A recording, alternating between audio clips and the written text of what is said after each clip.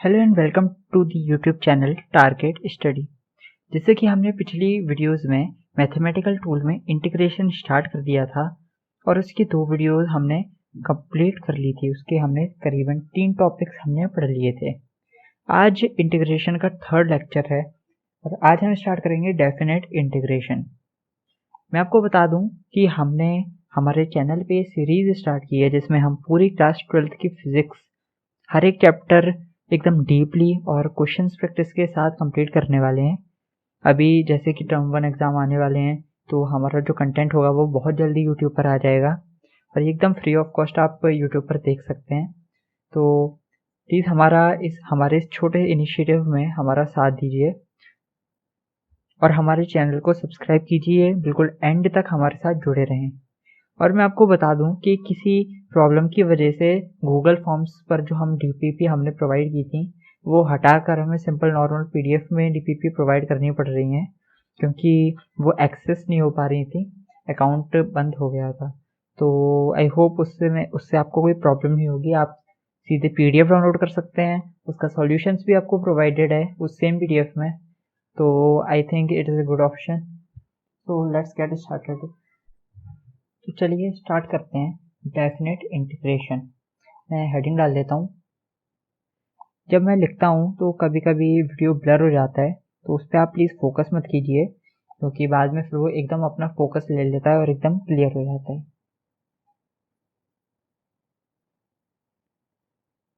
तो अभी तक हमने जो पढ़ा था वो इनडेफिनेट इंटीग्रेशन था जिसमें हम जो भी इंटीग्रेट करते थे उसके साथ एक कांस्टेंट आता था। अब जो डेफिनेट इंटीग्रेशन होता है इसमें क्या होता है? जो डेफिनेट इंटीग्रेशन होता है इसमें हमें जो इंटीग्रेशन दिया होता है उसमें लिमिट्स होती हैं। लिमिट्स जैसे कि मैं आपको बता दूं, जैसे मैं आपको एक एग्जांपल दे देता हूं। मान लीजिए आपको एक कर्व दिया हुआ है। मैं कर्व ड्रॉ कर देता हूं। आपको कुछ इस टाइप का कर्व दिया हुआ है, ये यहाँ है इधर से। तो ये आपकी एक्स एक्सिस है, ये आपकी वाई एक्सिस है। इसका हमें जो फंक्शन है, इसका कर्व की जो इक्वेशन है वो हमें दी हुई है y is equals to 3x²। कैमरे में शायद नहीं आ रहा, मैं एक मिनट। तो अब आप देख सकते हैं ये हमारा मान लीजिए कर्व दिया हुआ है और इस कर्व की जो इक्वेशन है वो क्या है, y is equals to 3x²। और हमें यहाँ लिमिट दी हुई है। लिमिट क्या दी हुई है कि x इज इक्वल्स टू 1 से x इज इक्वल्स टू 4। यह हमें लिमिट दी हुई है। अब इस कर्व का इसका जो एरिया होगा, यानी हमें 1 से लेकर 4 तक का एरिया निकालना है।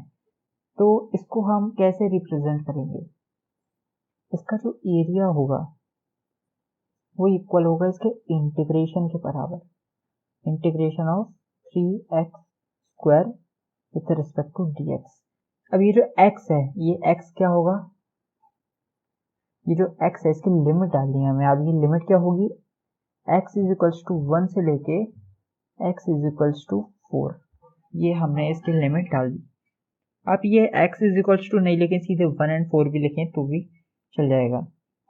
तो अब हम इसको इंटीग्रेट कैसे करेंगे ये मैं आपको बताता हूँ। देखिए, इसका इंटीग्रेशन एकदम नॉर्मल तरीके से हमें करना है, जैसे हम नॉर्मल इंटीग्रेशन करते हैं वैसे ही हम इसको इंटीग्रेट कर देंगे। तो अब इसको इंटीग्रेट करेंगे तो इसके लिए आप फॉर्मूले जानते हैं पूरे, कि ये जो पावर है इसमें +1 हो जाएगा और अपॉन में भी जो n+1 हो जाता है। आप जानते हैं, मैंने फर्स्ट वीडियो में इंटीग्रेशन की आपको पूरे रूल्स समझाए हुए हैं। अगर आपने वो वीडियो नहीं देखी है तो आप प्लीज़ देख लीजिए, नहीं तो आपको ये वीडियो समझ नहीं आएगी। ठीक है, तो चलिए अब हम ये मैं ब्रैकेट ले लेता हूँ यहाँ पर। अब इसका जब आप इंटीग्रेशन करेंगे तो क्या आएगा, 3x³ प्लस c। ये इसका नॉर्मल इंटीग्रेशन है और इसमें जो लिमिट लगी हुई है वो हम यहाँ पर ऐसे डाल देते हैं। अब ये एकदम नॉर्मल इंटीग्रेशन था। अब जो डेफिनेट इंटीग्रेशन होता है उसमें क्या डिफरेंस, मैंने आपको बताया था कि कांस्टेंट नहीं होता। तो वो क्यों नहीं होता मैं आपको अब बताऊंगा। अब जैसे ये जो लिमिट दी हुई है आपको, अभी आपको इसमें पुट करनी है। इसमें आप पुट कैसे करेंगे, यानी कि x की वैल्यू पहले 4 रखिए जो अपर लिमिट है, फिर ये पूरा सॉल्व कीजिए, माइनस x की वैल्यू 1 लीजिए और इसको सॉल्व करना है। जैसे कैसे, ऐसे ये हमारा कट जाएगा। ऐसे आप पहले x की वैल्यू 4 लेंगे, यानी कि ये 4 क्यूब प्लस c, ठीक है, माइनस, अब माइनस के बाद क्या आएगा, इसकी x की वैल्यू हम 1 ले लेंगे, ये हो जाएगा 1 का क्यूब प्लस c। इसको आप फर्दर कैसे सॉल्व, ये कैमरे में नहीं आ रहा है, 1 मिनट, हाँ, अब इसको आप फर्दर कैसे सॉल्व करेंगे, मैं यहाँ कर देता हूँ। अब ये 4 का क्यूब क्या हो जाएगा, इसको मैं अभी 4 क्यूब भी लिख देता हूँ, आगे हम लिख लेंगे प्लस c, माइनस 1 का क्यूब 1 ही होता है, तो 1 क्यूब लिख देता हूँ मैं नॉर्मली, और ये माइनस है तो ये फिर माइनस सी हो जाएगा। तो आप देख सकते हैं प्लस सी से माइनस सी कैंसिल हो जाएगा, तो इसकी वैल्यू क्या आ जाएगी, 4 क्यूब माइनस 1 क्यूब, यानी कि 64 माइनस 1 यानी 63। तो ये आ गया हमारा इसका इंटीग्रेशन। आप देख सकते हैं कितना सिंपल है। डेफिनेट इंटीग्रेशन से जो हमारा इंटीग्रेशन होता है वो काफ़ी इजी हो जाता है। इसमें हमें लिमिट्स दिए हैं तो हमें उस लिमिट के अकॉर्डिंग ही सॉल्व करना है। और मैंने आपको क्या बताया कि जैसे इस सिचुएशन में इसके बाद हम क्या स्टेप करते हैं, पहले अपर लिमिट में डालते हैं, अपर लिमिट x की वैल्यू जो होती है उसको हम क्या डालते हैं, पहले upper limit minus lower limit, ठीक है। तो इसका आप ध्यान रखिए कि कैसे हम इसको अप्रोच करेंगे। तो चलिए अब इसी टॉपिक पे बेस्ड कुछ क्वेश्चंस प्रैक्टिस कर लेते हैं। और मैं आपको बता दूं कि ये हमारा इंटीग्रेशन और मैथमेटिकल टूल्स का आखिरी लेक्चर है। इसके बाद हम वेक्टर्स स्टार्ट करेंगे जो कि काफ़ी इजी टॉपिक है। और वेक्टर्स ख़त्म होने के बाद फिर हम क्लास 12th की फिजिक्स का पहला चैप्टर जो है इलेक्ट्रोस्टैटिक्स यूनिट का जो पहला चैप्टर है वो हम स्टार्ट करेंगे। और मैं आपको बता दूं कि हम बहुत अच्छी तरीके से एकदम डिटेल्स में हर चैप्टर को कंप्लीट करने वाले हैं। और हमारे साथ अगर आप जुड़े रहेंगे, जो मैं लेक्चर्स में आपको क्वेश्चंस करवाता हूँ, जो मैं कॉन्सेप्ट समझाता हूँ, अगर वो आप समझते चलेंगे तो आपके बोर्ड में 95% प्लस लाने से कोई नहीं रोक सकता फिजिक्स में। और बाकी मैं आपको बता दूं कि इंग्लिश और हिंदी के भी लेक्चर्स बहुत जल्दी हमारे चैनल पे आने वाले हैं, तो आप हमारे चैनल से जुड़े रहें, ठीक है। अब आगे हम इसके कुछ क्वेश्चंस प्रैक्टिस कर लेते हैं। तो मैं क्वेश्चन लिख देता हूँ।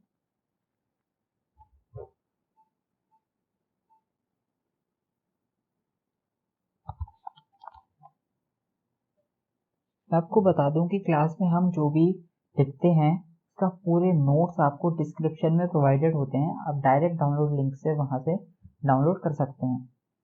तो क्वेश्चन पहला मैं ले लेता हूँ।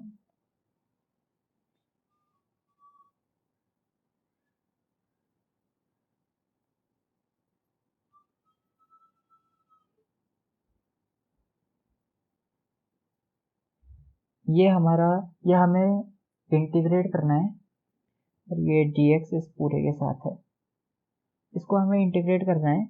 और हमें लिमिट्स दी हुई हैं 1 और 6, तो अब इसको इंटीग्रेट कर लेते हैं। पहले मैंने आपको क्या बताया, आपको बिल्कुल नॉर्मली इसको इंटीग्रेट करना है, यानी कि इसका जो इंटीग्रेशन आएगा इसको मैं यहीं पर सॉल्व कर लेता हूँ आगे।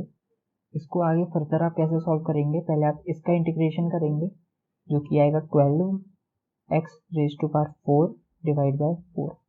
ये हमने सिंपल रूल लगाया है, जिसमें मैं आपको रूल भी यहाँ पर बता देता हूँ। यह हमारा रूल होता है कि integration of x raise to power n is equals to x n plus 1 upon n plus 1। ये हमारा रूल होता है जो कि हमने फर्स्ट वीडियो में डिस्कस किया था। चलिए अब इसके बाद सेकंड टर्म जो होगा, सेकंड टर्म का इंटीग्रेशन करेंगे तो ये हो जाएगा 9x cube divide by 3 plus, अब हमें 2 का इंटीग्रेशन करना है तो 2 का इंटीग्रेशन सिंपल 2 आ जाएगा।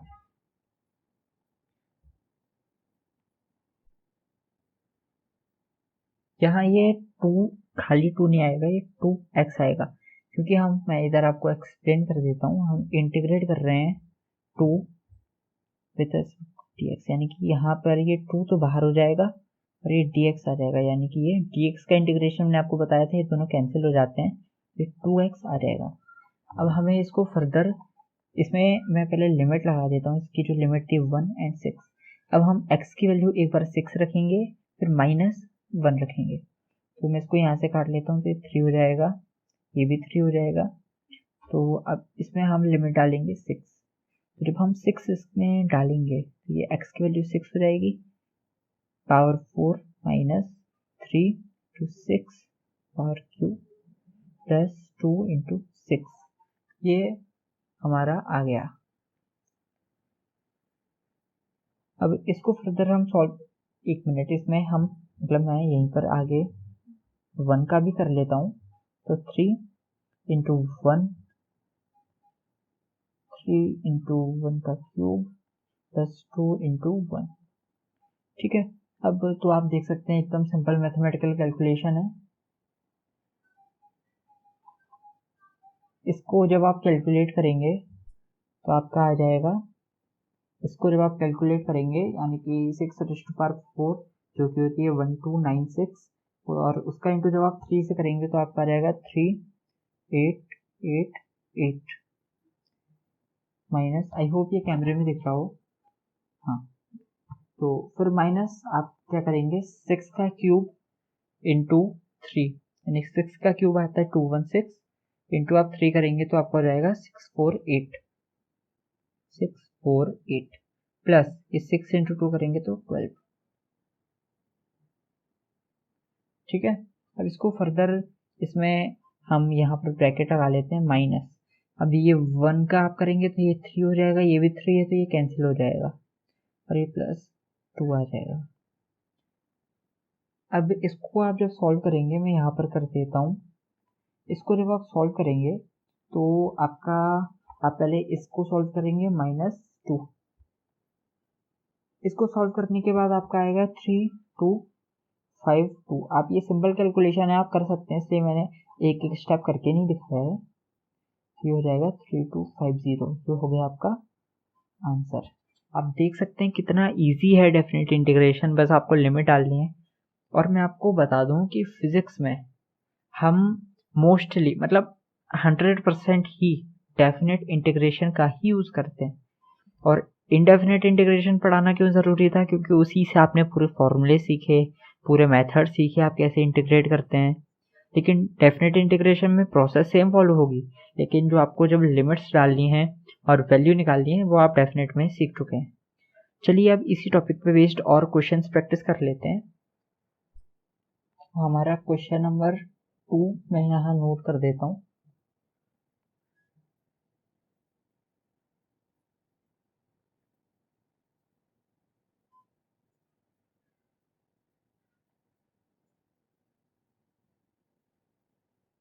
हमें ये इंटीग्रेट करना है और इसकी लिमिट है ये, तो ये बिल्कुल मतलब बहुत ईजी, बिल्कुल सेम ही क्वेश्चन है एक तरह से कह सकते हैं। इसको जब आप इंटीग्रेट करेंगे, मैं आपको बता दूं कि जो dx है, आप इसको सेपरेटली जब लिखते हैं तो ये इंटीग्रेशन ऐसे लग जाता है और लिमिट तो सेम रहेंगी, और ये 5z² इंटू dz हो जाएगा। तो आप इसको ऐसे इजीली सॉल्व कर सकते हैं, ये मैंने आपको पिछले वीडियोज़ में बताया हुआ है, जिसमें मैंने आपको इंटीग्रेशन बाय पार्ट्स टॉपिक समझाया हुआ था। तो चलिए अब इसको आगे हम कैसे सॉल्व करेंगे, पहले हम इसका इंटीग्रेशन कर लेते हैं जो कि एकदम सिंपल है, 5z³ माइनस, अब ये जो आपका 7z है, इसको जब आप इंटीग्रेट करेंगे, इसमें मैं प्लस सी क्यों नहीं लिख रहा, क्योंकि एंड में जाकर वो कटनी है, इसलिए उसको लिखने का कोई सेंस नहीं होता, इसलिए आप डायरेक्ट इसको सॉल्व कर सकते हैं। यहाँ ये 7z है, तो 7z क्या हो जाएगा, 7, ये 7z² प्लस, अब ये 3 है और इंटू dz होता है, तो ये 3z, इसका इंटीग्रेशन हो जाएगा। इसकी लिमिट हम लगा देंगे यहाँ -2 से 1, यानी कि इसका मतलब क्या होता है, ये -2 से लेकर 1 तक इसका क्या मतलब, इसके कर्व का एरिया है वो निकाल रहे हैं हम। तो इसको फर्दर आप इजीली सॉल्व कर सकते हैं। पहले इसमें 1 डालेंगे, फिर माइनस लगाकर 2 डालेंगे। चलिए हम कर लेते हैं उसको। तो 5 इंटू 1 का cube divide by 3 minus 7 into 1 का square divide by 2 plus 3 into 1।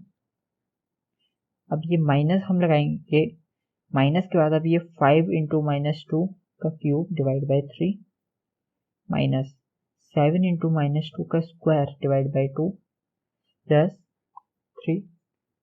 But शायद ये कैमरे में कट रहा है, लेकिन आप समझ ही गए होंगे कि क्वेश्चन मैं कैसे सॉल्व कर रहा हूँ। और वैसे भी आपको नोट्स में ये मिल ही जाएगा पूरा लिखा हुआ, तो आई होप आपको कोई दिक्कत नहीं आई होगी। अब ये 3, इसमें आप 3 इंटू माइनस 2,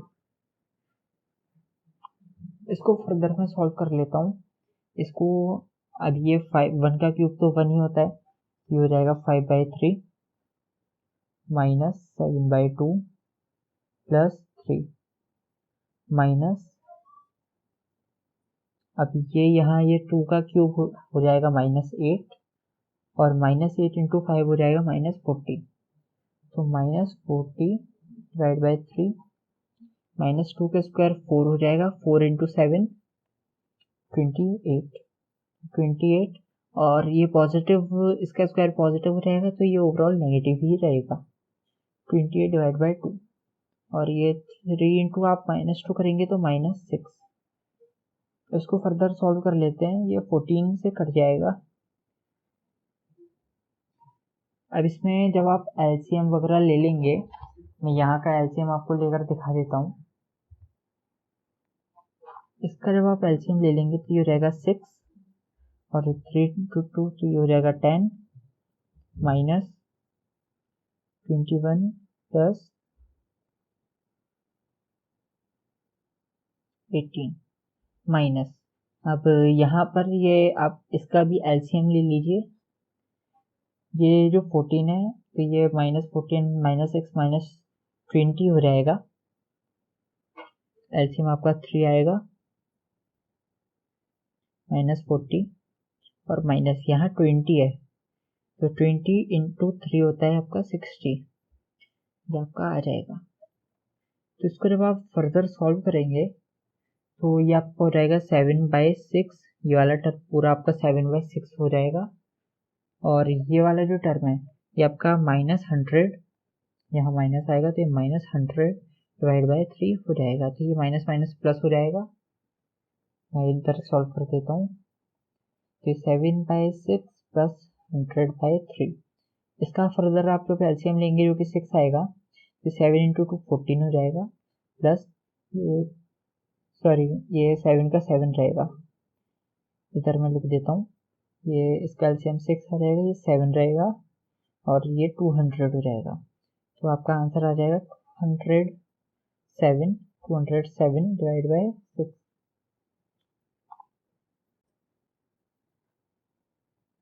इसको आप 3 से डिवाइड कर सकते हैं, ये हो जाएगा 2 और 3 6 9, ये आपका आ जाएगा फाइनल आंसर।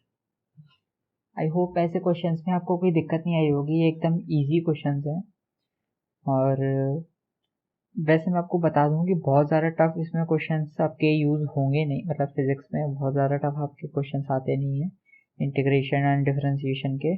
और वैसे भी जब हम चैप्टर पढ़ेंगे तब मैं आपको साथ साथ में सारे क्वेश्चन करवाई दूंगा। चलिए अब हम एक और क्वेश्चन ले लेते हैं, तो मैं क्वेश्चन नोट कर देता हूँ।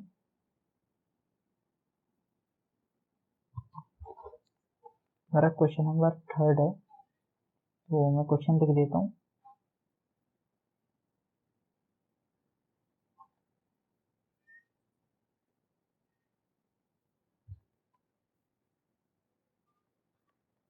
अब ये इस क्वेश्चन को हम सॉल्व करना है, तो इसमें आप देख सकते हैं ये x² है और मल्टीप्लाई में ये 3 - 4x है।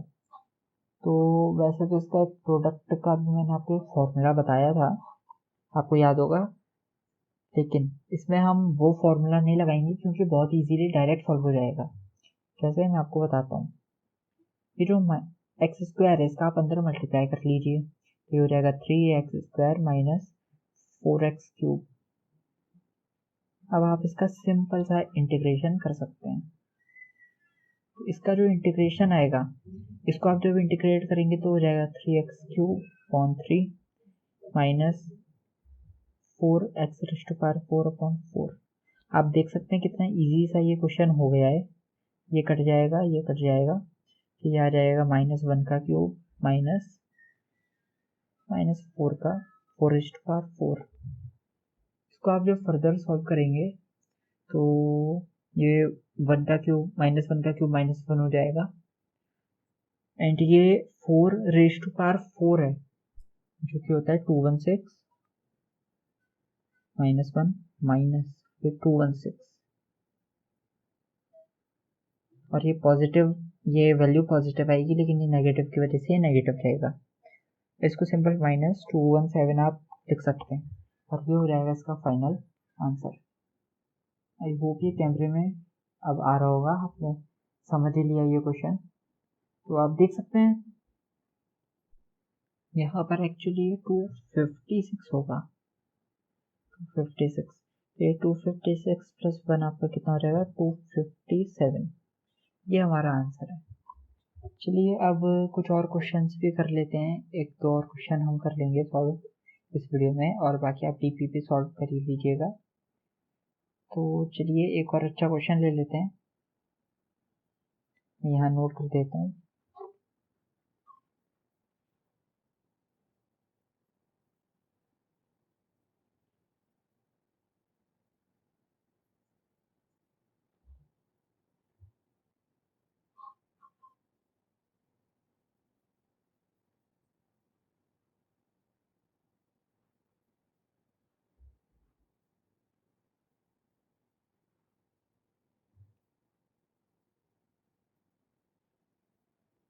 तो अभी ये वाला क्वेश्चन हमें सॉल्व करना है।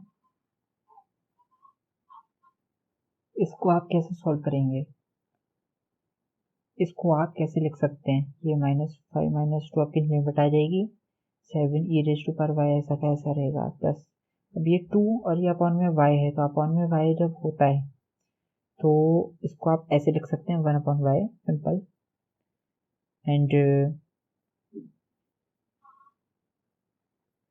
dy ये आपका आ गया पूरे में।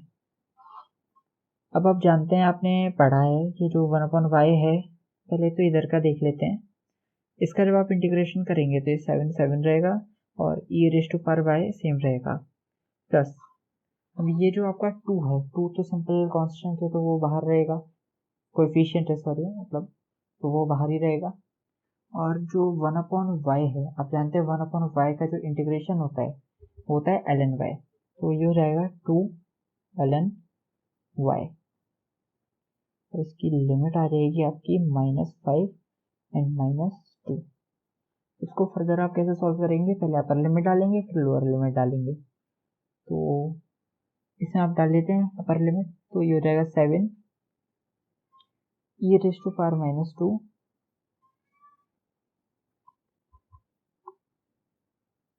And plus 2 ln। अब ये ln में, या जब आप -2 डालेंगे, ये होता है मॉड y, तो मॉड में जब आप -2 डालेंगे फिर पॉजिटिव 2 हो जाएगा, लेकिन वो हम अगले स्टेप में लिख लेंगे। अब यहाँ पर हम माइनस लगाएंगे, और माइनस के बाद अब हम -5 डालेंगे लिमिट में, तो -5 हो गया, प्लस 2 ln। अब ये y की जगह पर मॉड में -5 आ जाएगा। इसको फर्दर हम इजीली सॉल्व कर सकते हैं, आपको बहुत इजी क्वेश्चन ये हो गया है। 7e⁻² plus 2 ln 2 minus 7e⁻5 plus 2 ln 5। यहाँ ये प्लस साइन था, ये माइनस है, तो ये माइनस हो जाएगा माइनस। अब इसमें आप कॉमन ले सकते हैं, यहाँ से आप 7 कॉमन ले सकते हैं, इन दोनों में से आप 2 कॉमन ले सकते हैं। यहाँ 7e⁻² माइनस e⁻5, एंड फिर आप यहाँ से कॉमन ले लेंगे +2, तो +2 जब आप कॉमन ले लेंगे तो अंदर बचेगा ln 2 माइनस ln 5। ये आपका हो गया फाइनल आंसर। आई होप ये क्वेश्चन आपको समझ आया होगा। ये क्वेश्चन दिखने में कॉम्प्लिकेटेड लगते हैं लेकिन एक्चुअल में क्वेश्चन काफ़ी इजी होते हैं। चलिए अब हम एक और क्वेश्चन सॉल्व कर लेते हैं, वो हम इस वीडियो का लास्ट क्वेश्चन रखेंगे। चलिए एक और कर लेते हैं। हाँ, क्वेश्चन नोट कर देता हूँ। Question number 5। फिफ्थ क्वेश्चन आपका होगा 7 sin t minus 2 cos t dt की जो लिमिट है वो होंगी 0 एंड π/2। अब इसको डिफ्रेंशिएट करना सिंपल इजी है। मतलब इसको हम कैसे डिफ्रेंशिएट करेंगे, इसमें हम जानते हैं कि जो साइन टी है उसका डिफ्रेंशिएशन होता है माइनस कॉस टी। तो हम इसको ऐसे लिख लेंगे। अब ये 7 है तो ये -7 हो जाएगा, -7 कॉस टी माइनस, अब ये कॉस टी का आप जानते हैं साइन टी होता है तो 2 साइन टी। ठीक है, अब इसकी हम लिमिट डाल देते हैं यहाँ पर 0 एंड π/2। इसमें फर्दर आप जब लिमिट्स डालेंगे तो ये रहेगा -7 cos π/2 minus 2 sine π/2 minus -7 cos 0 minus 2 sine 0। ये आपको फर्दर सॉल्व करना है। तो आप π/2 की वैल्यू जानते हैं, cos π/2 की वैल्यू जानते हैं आप। ये हो जाएगी यहाँ पर ये cos, यहाँ सॉरी ये वाली -7 cos π/2, तो cos π/2 होता है 0, तो ये आपका पूरा टर्म हो जाएगा 0। अब ये sin π/2 आप जानते हैं 1 होता है, तो हो जाएगा -2। ठीक है, अब यहाँ ये माइनस का साइन हम लगा लेते हैं। अब ये -7 cos 0 है, तो cos 0 आप जानते हैं 1 होता है, तो ये -7 हो जाएगा। और उसके बाद ये आप जानते हैं sin 0 0 होता है, तो ये टर्म पूरा 0 हो जाएगा।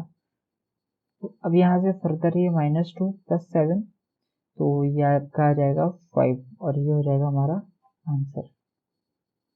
आई होप ये क्वेश्चन आपको समझ में आ गया होगा। बहुत इजी क्वेश्चन था, ट्रिग्नोमेट्रिक। हमने इसमें वैल्यूज पुट करी और ये क्वेश्चन बहुत इजीली सॉल्व हो गया। चलिए, वैसे तो लास्ट क्वेश्चन में बोल रहा था लेकिन एक क्वेश्चन हम और सॉल्व कर लेते हैं। मैं यहाँ क्वेश्चन नोट कर देता हूँ। ये हमारा 6th एंड लास्ट क्वेश्चन होगा इस लेक्चर का। हमें इंटीग्रेट करना है 2 sec² omega minus 8 cosec omega cot omega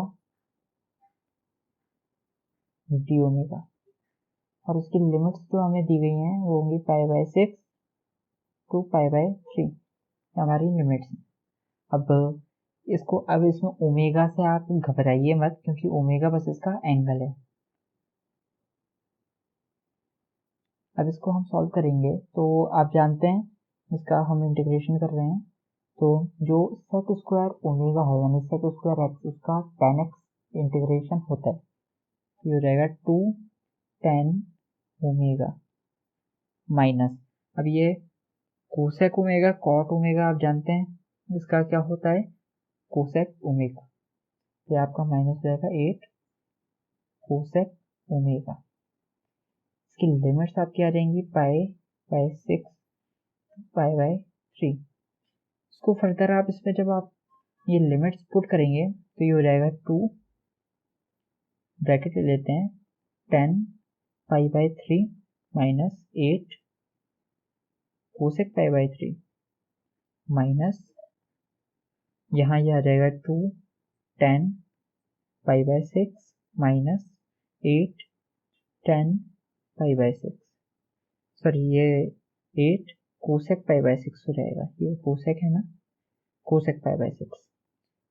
इसको फर्दर हम सॉल्व करेंगे तो अब आपको वैल्यूज इसके लिए पता होनी चाहिए।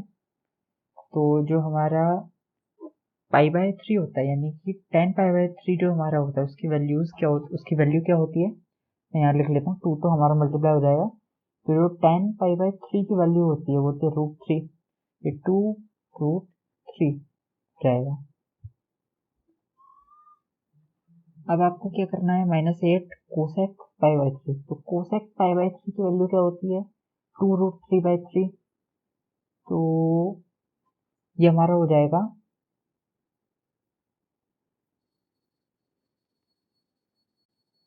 इसकी होती है 2/√3, कोसेक π/3 की वैल्यू होती है 2/√3, तो यहाँ पर ये हो जाएगा -8 to 2/√3 माइनस, अब ये वाला इसमें मैं ब्रैकेट लगा लेता हूँ। अब ये 10 π/6 की वैल्यू क्या होती है, 10 π/6 की वैल्यू होती है 1/√3, तो 1/√3 ले लेते हैं, 2 to 1/√3 माइनस, अब ये कोसेक π/6, तो कोसेक π/6 की वैल्यू क्या होती है, कोसेक π/6 की वैल्यू होती है नॉट डिफाइंड, यानी कि ये पूरी टर्म जो है आपका वो कोसेक π/6 की वैल्यू लेनी है, कोसेक π/6 की वैल्यू 2 होती है, तो हम यहाँ पर सीधे 2 ले लेंगे, तो 8 × 2 हमारा हो जाएगा 16, ठीक है। तो अब हम इसको फर्दर इजीली सॉल्व कर सकते हैं, ये हम आगे सॉल्व करेंगे, तो ये हो जाएगा 2√3 माइनस 8 2 16/√3 माइनस ये हो जाएगा 2/√3 प्लस 16। अब इसमें आप फर्दर एलसीएम ले सकते हैं,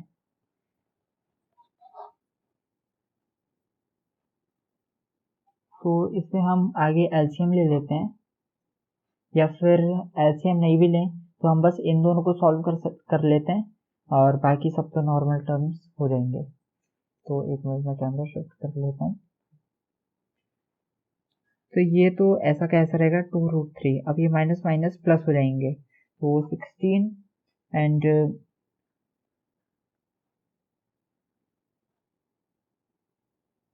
हाँ ये हो जाएगा 2√3 माइनस हो जाएगा 18/√3 प्लस 16।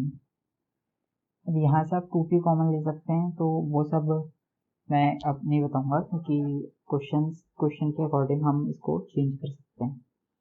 तो आई होप ये वीडियो आपको पसंद आया हो, और ऐसे ही हमारे साथ आप जुड़े रहिए, आगे हम बहुत मतलब पूरी क्लास 12th की फिजिक्स करेंगे, हिंदी इंग्लिश भी कंप्लीट करेंगे, तो और हम बहुत जल्दी हमारा पूरा सिलेबस कंप्लीट करेंगे।